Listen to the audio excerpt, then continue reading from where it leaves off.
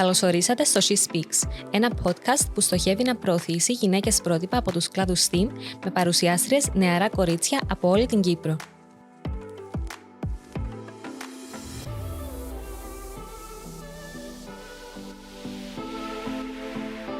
Welcome to the 25th episode of the SheSpeaks podcast, and please welcome our very special guest, Χριστίνα Ορφανίδου. Thank you so much for coming here today. Thank you for inviting me. Happy to be here. Before we start, let's let our listeners get to know you a bit. So tell us, what do you do and what do you do for work? Yeah. So currently I am working on artificial intelligence consulting. So I'm a consultant in one of the big four consultancies in Cyprus. I lead a team of data scientists, data engineers, and also people that are experts in how you govern and you manage the risk of AI. And we provide consulting services to organizations, helping them decide where to use AI, how to use it, and how to also implement it in a trustworthy way. So the whole range of services relating to AI. Oh, nice. So those are your main responsibilities in what you do in your job. Yeah. How come you're interested in AI? What led you to being so interested in it? Yeah. So since my university days, I developed an interest in AI, and then I had the opportunity a long time ago to do my PhD in the area of AI. So I was one of the first women, actually, I'm revealing my age here, I guess, but I was one of the first women that completed a PhD in artificial intelligence at the University of Oxford. So that was around 20 years ago. So it was when AI started becoming more fashionable, I would say, becoming a bit more mainstream. So I feel very fortunate that I had this opportunity. And after that, I started working as an academic in this area and at some point transition into industry, especially, after in the last 7 or 8 years when AI became more widespread, outside the research sphere. Yeah, so it was a natural progression from my university, I would say. And when you were a young girl, how come were you ever interested from a young age in technology? Was there maybe a role model in your life, maybe a female one, who led you to being so interested in this? Yeah. So I was definitely someone that was inclined towards sciences and technology. I found it very interesting from a young age. My parents were very encouraging in this area, so they let me explore and, learn and develop in this area. And then I chose to study engineering, so I become more, specialized in this area.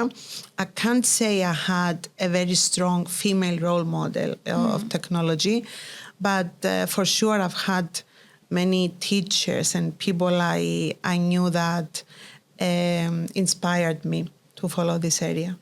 Yeah.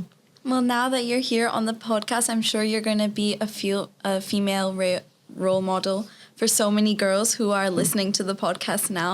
Yeah. So it's really important that we get to hear from people like you who have gone in these fields.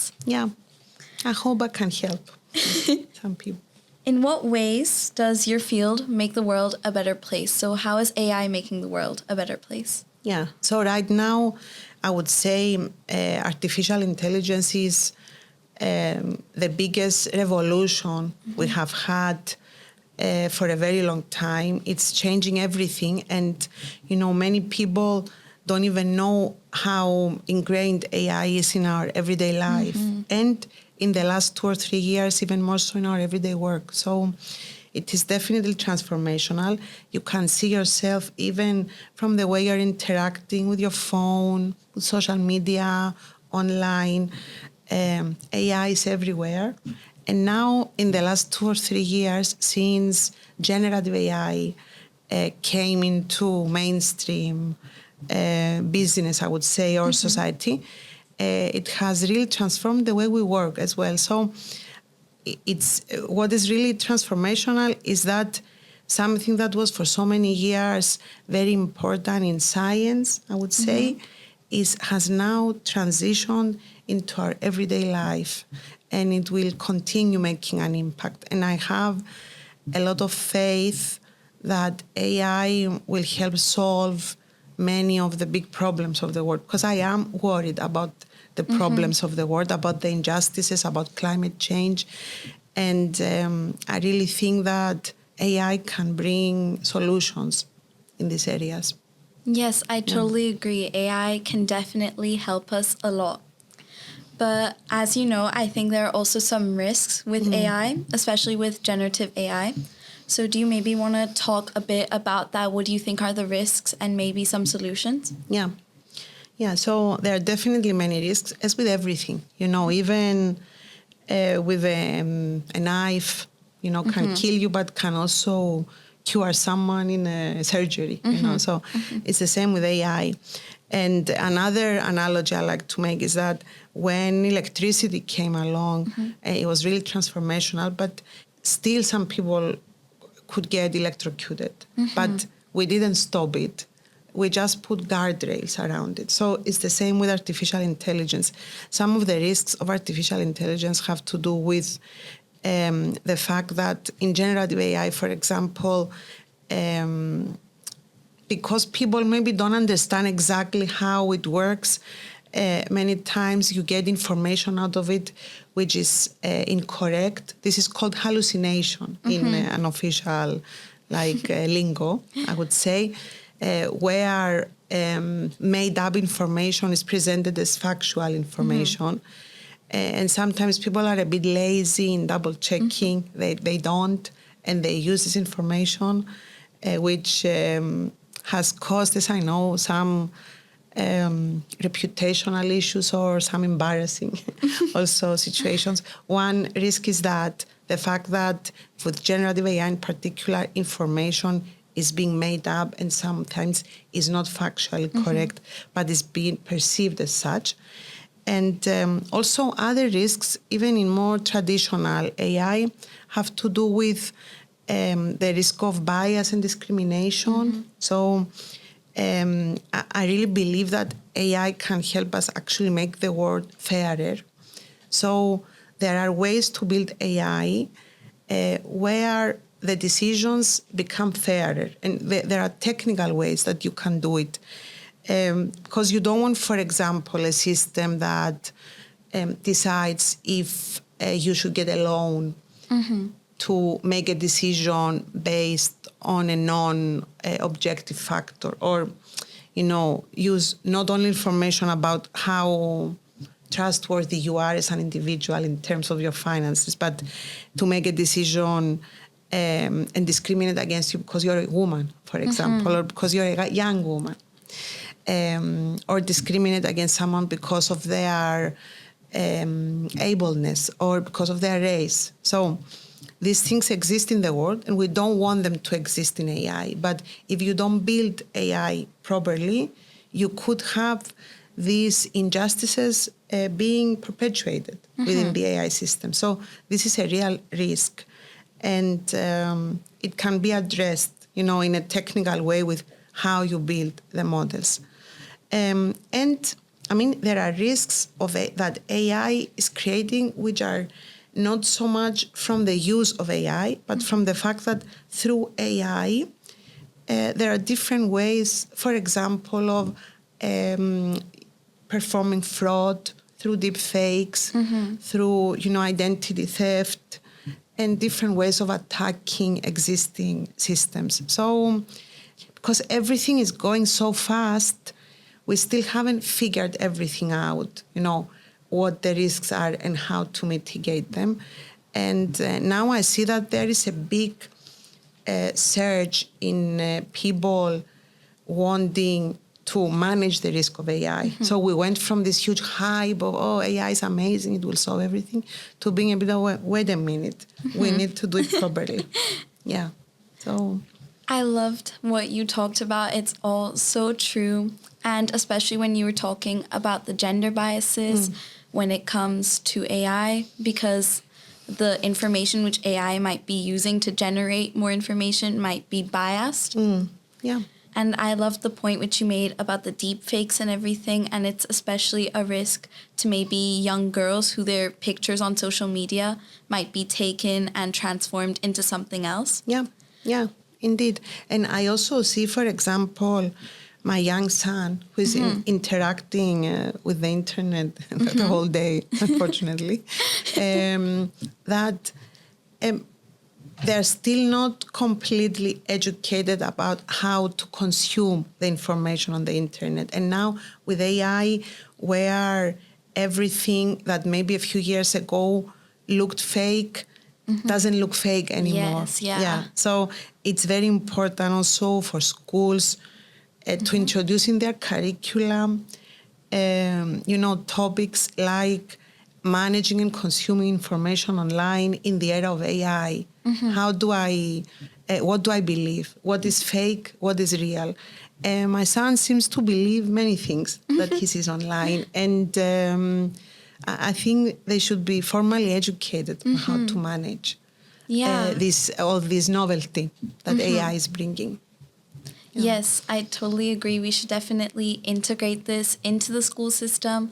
Are there any other ways which you think we can educate the youth in using AI ethically? Yeah, I think one initial important point is to educate youth on how AI works. So, for example, now with the generative AI that everyone is like writing their essays on ChatGPT and you know what I'm talking about. Yeah, and don't tell my teachers. No, I think they know. So everybody's doing it. It's important for kids, the youth, and for adults to understand that ChatGPT or any other, chatbot that is using AI is not thinking. It's not thinking of an answer and providing it to you. It's just collating information and, applying a probabilistic model that tells you what is it more likely to be. What is the next word most likely to be? So it's not something that is thinking, that is conscious, and that is considering your question and giving you a thoughtful answer. It's an engine that uses statistics and probabilities to collate a lot of information and give you an answer. So it's very important for people to understand where this is coming from and why it's very important for us to apply what we call human oversight. So whatever information you get from the AI, don't just copy it and paste it, double check. And there are actually ways while you're prompting, where prompting is when you are inputting a question into the chatbot, when you're prompting that you can ask for references and citations, for the information that you are asking for. And there are specific tricks that you can apply when prompting a ChatGPT or anything of this sort or DeepSeek, so that it gives you information that you can go and verify yourself. So I think the education about where it's coming from, it's not thinking, and that there is a possibility that it's making up things, and how to properly prompt it so you can verify. These are very important lessons to teach youth. Yes. A lot of people now are using ChatGPT as a search engine instead of generative AI. Yeah. So what you mentioned is definitely really important, all the tips that you've given. Thank you. I want to ask now, because you are a woman in a STEM field, specifically AI, I'm sure there must have been some challenges for you. So have you faced any stereotypes or gender biases while working in your field or in your journey as a whole, maybe when you were getting your PhD in Oxford? Yeah. So I can't say that I faced a big bias as a woman, or definitely not now in my working environment or during my PhD, because I was in a very academic, open environment and very international, multicultural environment. But I have to say that the bias I faced as a woman related more to me pursuing my career after I became a mother.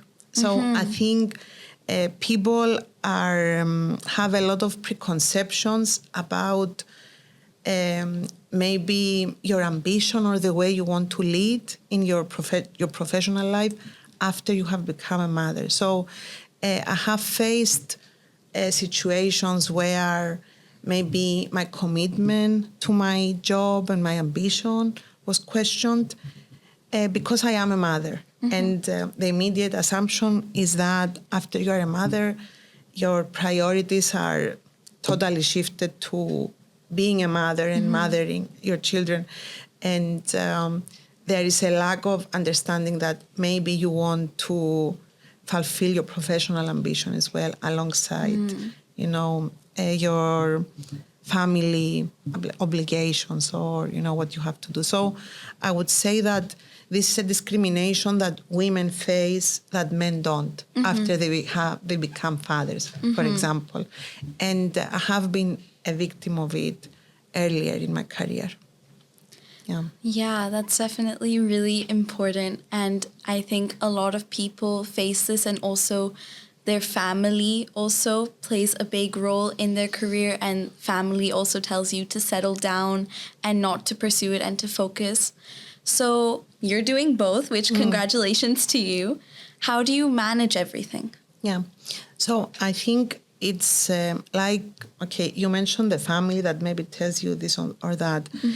For me, I would not be able to have a career and also raise my children if I didn't have a very big support network. And I think that it's important to say this. It's important for women to know that you need help, you need a support network, because the role of motherhood is very challenging, and the role of the professional role is also very challenging. And you cannot be perfect in both, and you need a lot of support. So actually, I don't like it when the narrative of saying you can have it all and you can be really powerful and do everything.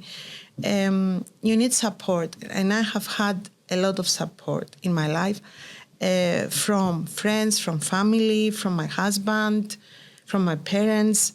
And without this support network, and without also the understanding of my children about my role as a professional woman, I wouldn't be able to work the hours I do and do the work I do while also being close to my children, which is very important to me.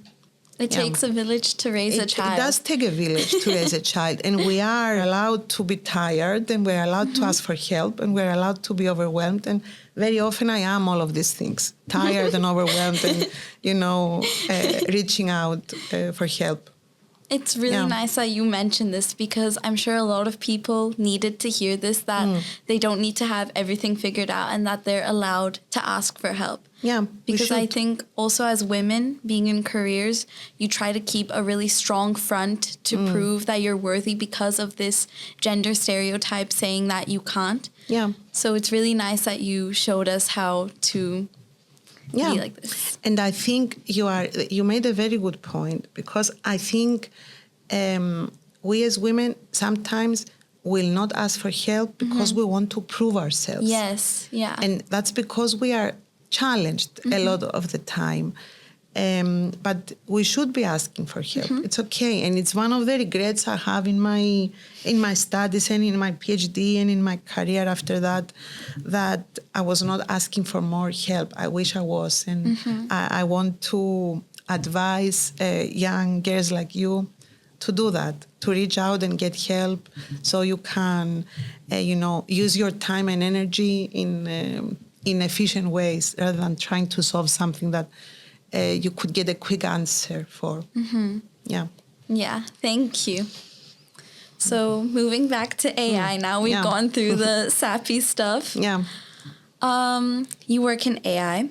What makes an AI project successful? Is it the ethics? Is it the output?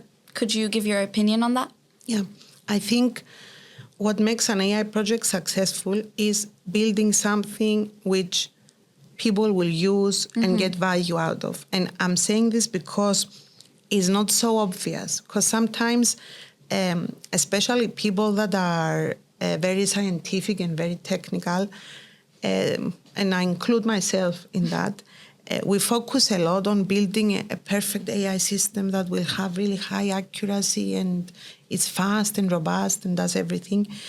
And sometimes we forget that this has to actually be packaged into a tool that an everyday person will use and will gain value from. So I think it's very important that people that work in my area that are developing AI, for example, are doing it in a very human-centric way, because you want to give people tools that they like to use, tools that they trust, and tools that will actually help them in their everyday work. So for me, this is the success criterion of building something in a human-centric way where AI will actually be adopted. There are many statistics about many AI tools that nobody uses. And many companies are spending hundreds of thousands of euros to build tools, and then people don't use them because they are not user-friendly, because they haven't been trained enough to trust what this does, because they haven't been convinced that this is not a threat to them. So I think that having a human-centric approach in building the AI, but then also in transitioning your people to using it, are fundamental elements for AI to work and give value. Okay, thank you. This is a bit of a fun question, but what are your favorite AI tools which you use in your everyday life?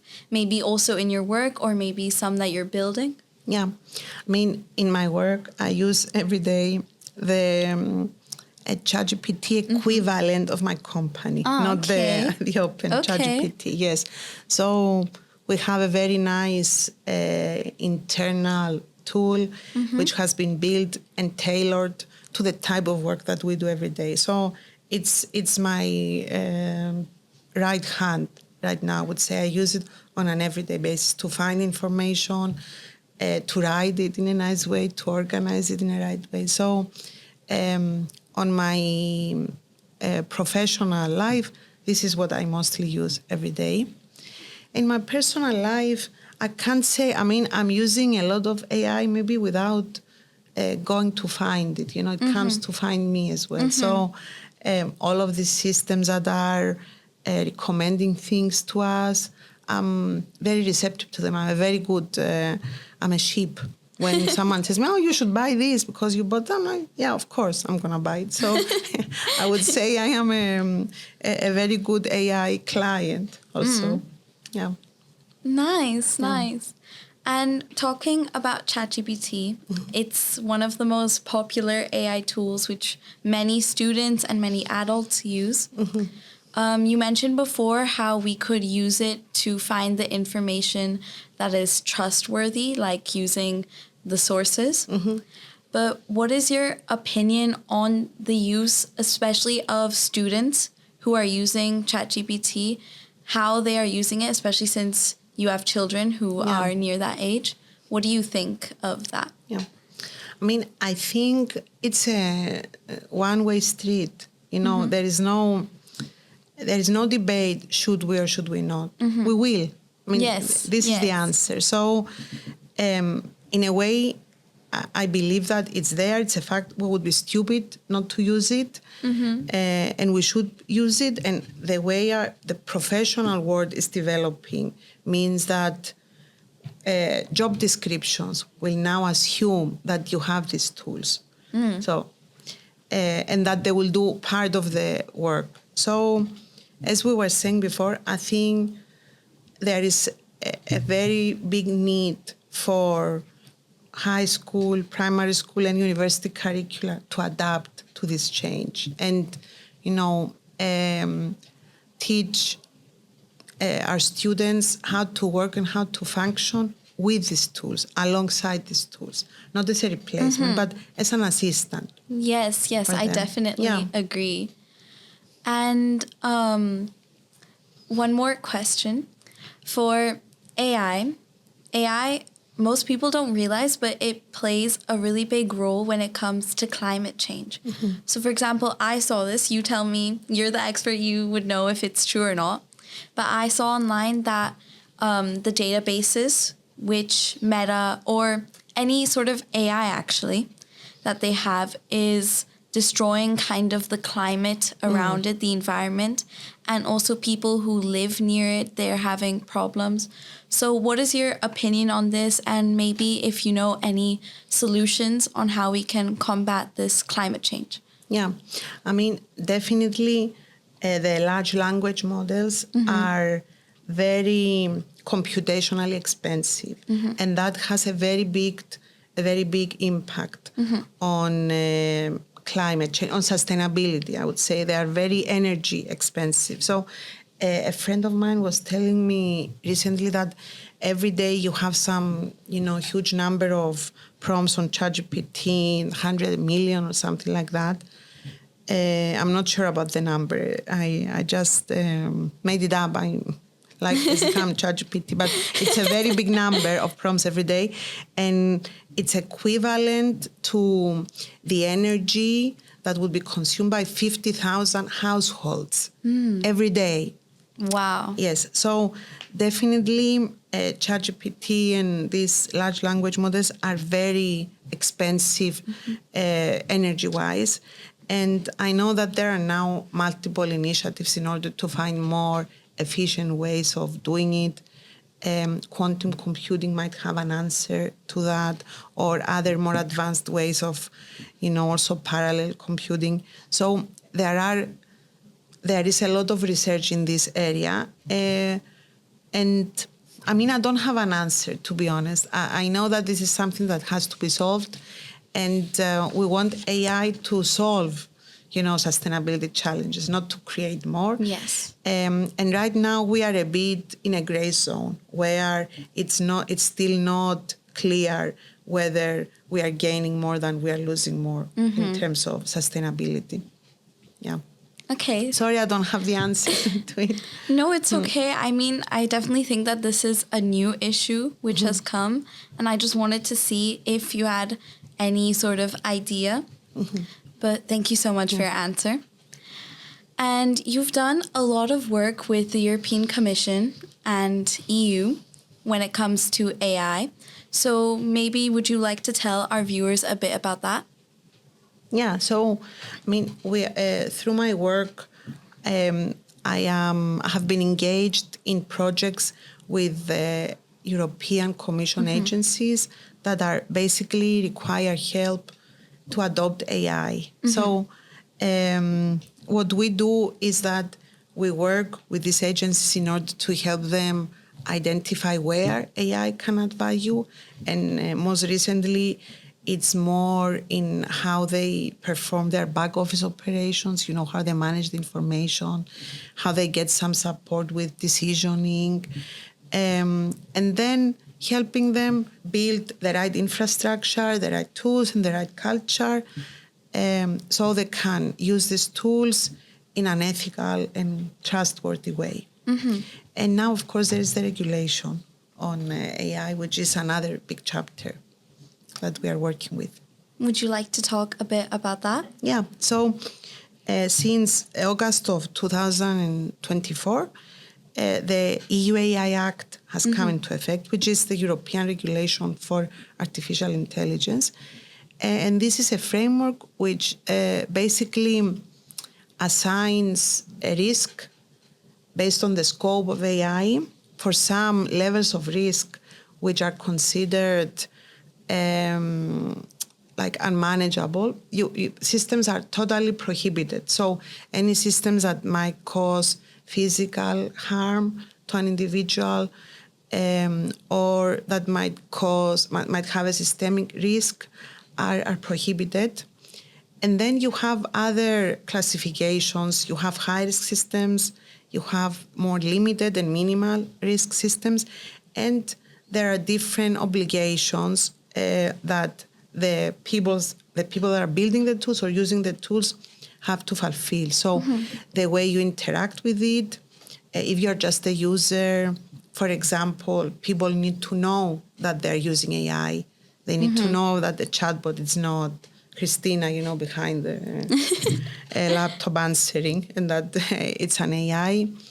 There are now issues, legal issues with intellectual property, because some of the big tech have been a bit naughty and have used data that they shouldn't have, actually, to train their models. So there are some obligations in using models for which that the data was legitimate, like from an intellectual property perspective. So there are many obligations, but most of them are if you are building systems which are considered high risk. But what is interesting is that the European Commission is focusing a lot on the individual. So what you would call high risk is maybe not what you would think is high risk.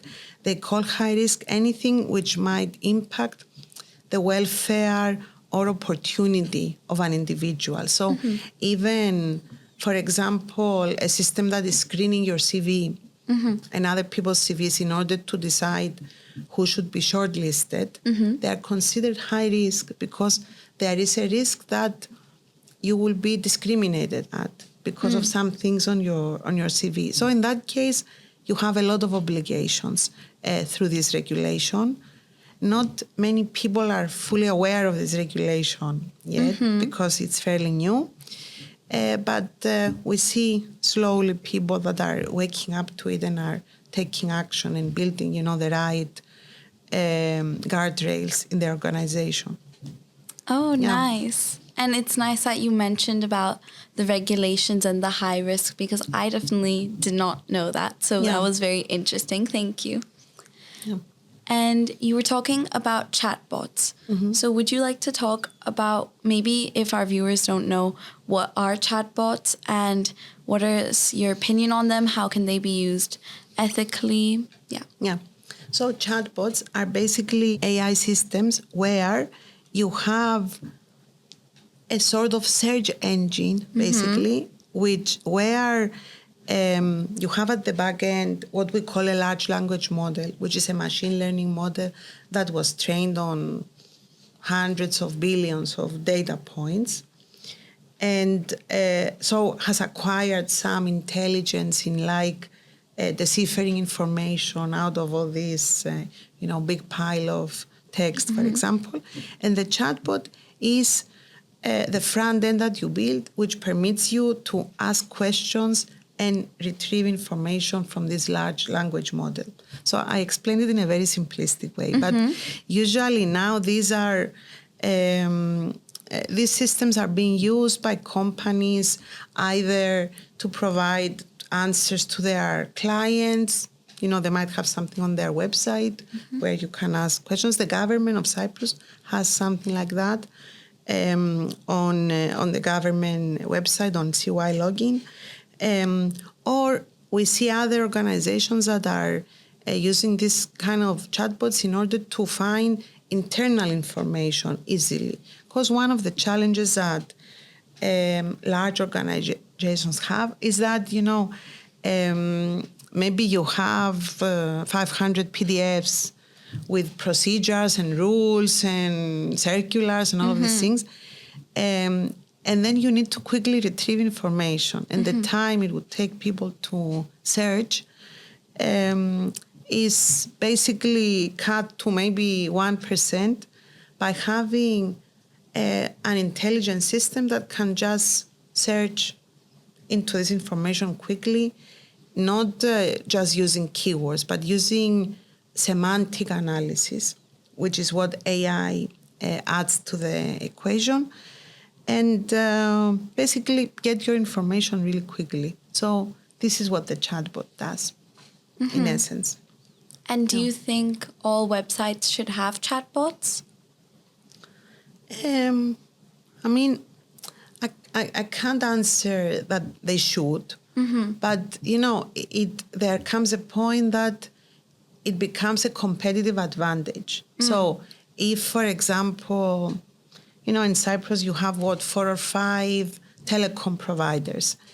If one has and the other one doesn't have, it might be a competitive advantage to the one that has. Yeah. So, I think slowly most companies will move into that direction. Okay. Yeah. And about the digitalization, this is like going back to the roots. The world is being digitalized much quicker than it was before, and many more things are being added. So do you think that we're going at a good pace? Are we going too fast? Should we slow down? What do you think? It's a very difficult question because I think the issue always, there's always a curve that we show, as consultants that say technology is going this fast and then people are going a bit slower in catching up to it. And then the legal and regulatory system is trailing behind. So there is definitely a disparity there in that technology is moving much faster than we are adapting to it, and then the system is adapting to this change. Because anything that happens with technology, requires a system to support new ways of working and new ways of managing information, for example. Like you mentioned this digitization. Digitization is not just us having a lot of digital tools. It suddenly means that everything we do exists as a digital data point somewhere. And there's a very big debate about, data protection, data privacy. How can you use this data? Where should it sit? Who can access it? And for your own protection. So I don't want to say we need to slow down because it's not right to slow down innovation. But I would say we definitely need to speed up in how we educate people and how we adapt to it and how we implement the systemic, regulatory and legal changes to support this. And definitely there is a discrepancy there. Okay, thank you. Sorry if it was a bit of an unclear question, but your answer was really nice. Thank you. What is one misconception of AI which many people have, which you wish they would let go of? I've already mentioned one misconception, and that is that AI thinks. AI doesn't think. Yes. AI calculates. AI performs maths, and brings you the most probable answer based on mathematics. So it doesn't think, it doesn't apply ethics into any decisioning. It's not conscious. Yes. So this is something which I think people have to understand, because this is going to set the framework for how we deal with it once we have this understanding. So this is one misconception. Another misconception is that it's going to take all our jobs and, then it's going to kill us one day. So, AI will significantly change the professional landscape as, engines did in the Industrial Revolution. So it's a game changer for sure in the way we work. But it doesn't mean we will be out of a job, but it means the people that don't develop and adapt to the AI world might be out of a job. Okay. So the change that is happening means that we need to change with it. We need to develop with it and to develop our skills and our ways of working along with technology. So it's not so simple that they will bring bots and fire us all. If you keep, there are many human skills that are irreplaceable, and we need to invest in those and to have faith in AI as our assistant in our everyday work. Yeah. Thank you for clearing that up, especially the second point which you mentioned. I think many people think that AI is going to just ruin the world, but it's really nice the point which you made. We're coming to the end of our podcast, but before we go, I would like to ask one question to you. what advice would you like to give to all of the young girls who are watching or listening to the podcast? Yeah, so I think, the advice I would give is to have more belief in ourselves as women. Because I find that it might be, a result of the way society has dealt with women across the years. And, women scientists, women engineers. But I see from all the science communication activities I do, I see that there is a difference between young girls and young boys, not in competency, but in confidence. Yes. Yes. And that makes me sad. Yeah. And it's something that I also felt myself in my life. I've had imposter syndrome in my life. I've had, I probably had situations where I was in a company where maybe I was the most knowledgeable in one area, but I didn't feel so. So my voice was not very loud or as loud as it should have been. So my advice would be that along with developing technical skills, which are very important, really focus on developing your voice and your confidence. Ask for your place in the table, have a loud voice. And these are differentiators in how you progress in life. Being really smart and booky, which many girls are, is not enough. You need a loud voice. Yeah, so Thank you that would so be my much. advice. I think you've definitely given a lot of confidence to all of the young girls who are listening on this podcast. Thank you so much for coming. And this is the end of our 25th episode of the SheSpeaks podcast. Thank you so much, Christina. Thank you for having me. And we would like to thank Black Lemon TV for hosting us today.